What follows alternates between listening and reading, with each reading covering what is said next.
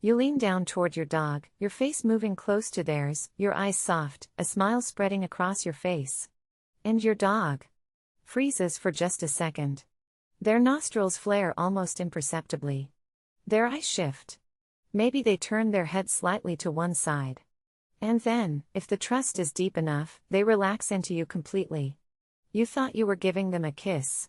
But inside that dog's mind and body, something profoundly different was happening. Something ancient. Something chemical. Something rooted in biology that predates the entire concept of a human kiss by millions of years. And here's what's wild, what your dog experienced in that moment was actually far more intimate and far more sophisticated than what you intended.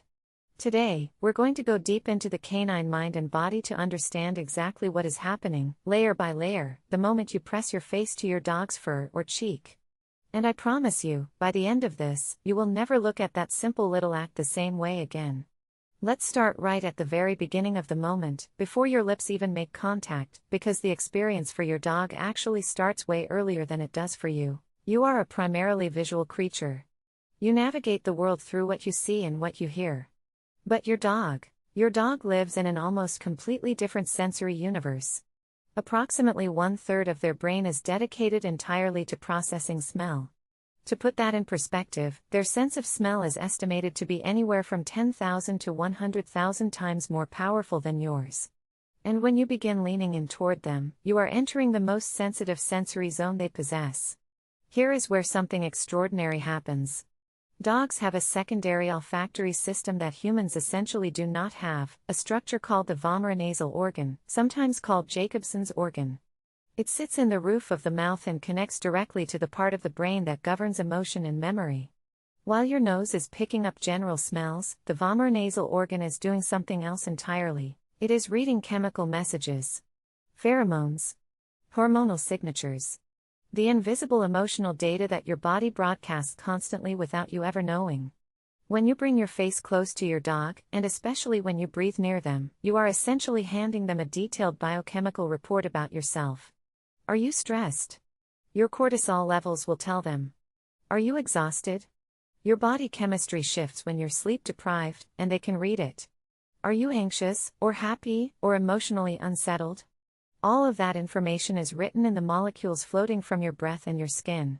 So what you experience as leaning in for a sweet kiss, your dog is experiencing as something closer to a profound, intimate chemical conversation. They are running what you might call a full emotional diagnostic on you in a fraction of a second.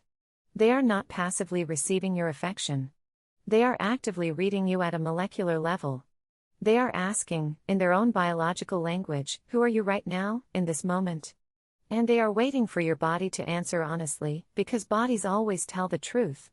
Now let's talk about what happens once you are close and still, because this is where the second layer of magic begins. Dogs operate at a fundamentally higher baseline state of physiological alertness than humans. Their resting heart rate is faster. Their nervous systems are primed to respond to environmental changes more rapidly than ours. This is an ancient survival mechanism. A dog in the wild cannot afford to miss a threat the way a human sitting safely indoors can. But here is what is beautiful about the moment you hold your dog close. When your breathing slows, and it almost always does when you feel affection, and your heartbeat settles into that calm, even rhythm, and your body becomes still and warm and present, something remarkable begins to happen in your dog's nervous system. It begins to mirror yours. This is called physiological synchronization, and it has been documented in the scientific study of human-animal bonding. When a dog is in close physical proximity to a calm, regulated human, their nervous system will actually begin to fall into rhythm with yours. Your steady heartbeat becomes a biological anchor for them. Your slow, deep breathing becomes a signal that the environment is safe, that no threat is incoming, that this moment, right here, is peaceful. In other words, your physical calm is not just pleasant for your dog. It is actively regulating their entire nervous system. You become, in that moment, a living emotional stabilizer for another species. Think about how extraordinary that is. You are not speaking the same language. You do not share the same sensory world. And yet your body, simply by being close and calm, can reach across the species barrier and soothe another creature's nervous system from the inside out. Now, this is the part of the video where I want you to think about a moment that might have confused you before. You lean in to kiss your dog, full of love and warmth, and they turn their head away. Or they yawn. Or they start licking their lips. And you feel, if you are honest with yourself, just a tiny sting of what feels like rejection. Here is what is actually happening, and once you understand it, you will feel something very different. Dogs have an extremely sophisticated social communication system built entirely around avoiding unnecessary conflict and maintaining peace within their social group. Ethologists, scientists who study animal behavior, refer to certain behaviors as calming signals, and they are exactly what they sound like, signals a dog uses to communicate that they need things to slow down or soften, not because they are angry or afraid, but because their senses simply need a moment to recalibrate. When your face moves into your dog's personal space, think about what is actually happening from a purely physical standpoint. You have a large object moving toward their face. The airflow around their highly sensitive whiskers, which are packed with nerve endings and used to detect spatial information and subtle changes in air pressure, is being disrupted. Your eyes are close. Your breath is landing directly on their face. It is a genuinely overwhelming sensory event, even when it comes from someone they love completely. The head turn, the yawn, the lip lick, these are not rejections. They are polite, incredibly well-mannered ways of saying I just need 1 second. They are the canine equivalent of a gentle pause in a conversation. And here is the crucial part that changes everything about how you should respond. When you allow your dog to take that pause, when you give them space without pulling away in hurt or frustration, you are doing something profoundly powerful. You are proving to them, in their own language, that their boundaries are safe with you. And that proof builds the kind of trust that accumulates, quietly and invisibly, into an unshakable bond over time. Let's go deeper now, into something that I find to be one of the most stunning aspects of this entire topic. In the animal kingdom, the face and the throat are the most vulnerable areas of the body.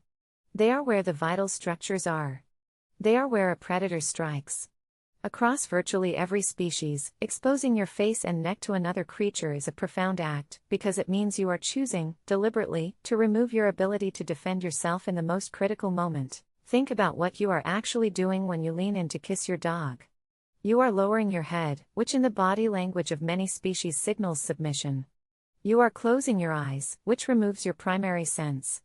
You are placing your face, soft, unprotected, directly next to a set of jaws that, even in the sweetest, gentlest dog, are anatomically designed to grip and bite. You are, from a purely biological standpoint, doing something that no predator would ever do. You are demonstrating absolute, total, physical vulnerability. And dogs understand vulnerability deeply. They live in a world governed by the interplay between vulnerability and trust. They understand, at a level beneath language and beyond training, that a creature who is truly dangerous does not expose their face and close their eyes beside you. Only someone who feels utterly, completely safe does that. So when you kiss your dog, they are not receiving a human greeting. They are receiving something much older and much more primal. They are receiving proof of trust that speaks directly to their instincts. You are communicating, in the language of the animal kingdom itself, that you are standing next to them without armor. That you see them as safe. That in all your vulnerability, they are the one you choose to be beside. There is one more layer to explore, and it connects to the very face you make when you lean in. You have probably never thought consciously about what your face does when you look at your dog with love. But here is what is actually happening. Your brow softens. The tension around your eyes releases. Your eyelids lower slightly into what is sometimes called a soft gaze. Your cheeks relax. The muscles around your mouth change. These are micro-expressions, tiny, involuntary muscular shifts that humans use to communicate emotional states to one another. In the wild, among most animals, a direct unblinking stare is one of the most universally understood signals of aggression or challenge. It means, I see you, and I am not afraid of you, and I am ready to fight. But domestic dogs have done something remarkable through thousands of years of evolving alongside humans. They have developed the ability to read human facial micro-expressions with extraordinary precision. And what they see in your face when you lean in to kiss them is not the aggressive stare of a rival, it is the soft, open, melted expression of someone who poses absolutely no threat. In fact, research has found that dogs recognize and respond to that soft gaze the way a pup responds to a trusted parent. It triggers a sense of safety at an instinctual level, overriding any residual primal alertness that the closeness of your face might have created. And now we arrive at the final and perhaps most beautiful piece of this entire story. When all of these elements come together, the chemical reading, the physiological synchronization, the trust signaled by your vulnerability, the safety communicated through your soft expression, both you and your dog experience a surge of oxytocin. This is sometimes called the bonding hormone or the cuddle chemical, and it does something remarkable in both of your bodies simultaneously. It slows and stabilizes your heart rates. It suppresses cortisol, which is the hormone associated with stress and anxiety. It creates a sensation of warmth, safety, and connection that is not metaphorical, it is biochemical. It is real. It is measurable. And because it happens in both of you at the same time, it creates what scientists describe as a mutual oxytocin loop. You feel closer to your dog, so your body releases more oxytocin, which your dog then reads chemically and responds to with their own oxytocin release, which you then feel as increased warmth and connection, which releases more oxytocin. Back and forth, reinforcing and deepening in real time, for as long as that moment of closeness lasts. This is not a trivial thing. This loop is the same hormonal mechanism that bonds parents to children, that deepens long-term relationships, that creates the feeling of belonging to someone. And you and your dog are sharing it, across every biological difference between your two species, in the space of something as small and ordinary as a kiss. So here is what I want you to sit with. Your dog does not understand the human concept of a kiss. They have never read a poem about romance. They do not know the cultural history of pressing lips to skin as a gesture of love. None of that exists in their world, but they understand something that, honestly, goes far deeper than any of that. They understand that you, a large, capable, powerful being, choose to become completely defenseless next to them. They understand, through chemistry and heartbeat and the softness of your eyes, that in your most vulnerable posture, they are the one you turn to. They understand trust in a way that bypasses language entirely and lands directly in the body, in the nervous system, in the ancient, wordless part of the brain that simply knows the difference between threat and safety. The next time you lean in to kiss your dog, I want you to notice what happens.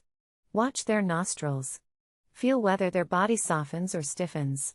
If they turn away for a second, let them, and watch them come back. Feel your own breathing slow and your own heart settle into something quieter. Let the moment be what it actually is, which is two entirely different kinds of creatures finding, somehow, a shared language for something that neither of them has words for. Because what passes between you in that moment is not just affection. It is one of the most quietly extraordinary conversations in the natural world. And if you want to keep going deeper into the hidden science of how your dog experiences life alongside you, their emotions, their perceptions, the invisible signals they send and receive every single day, then make sure you subscribe and turn on notifications. Because we are just getting started.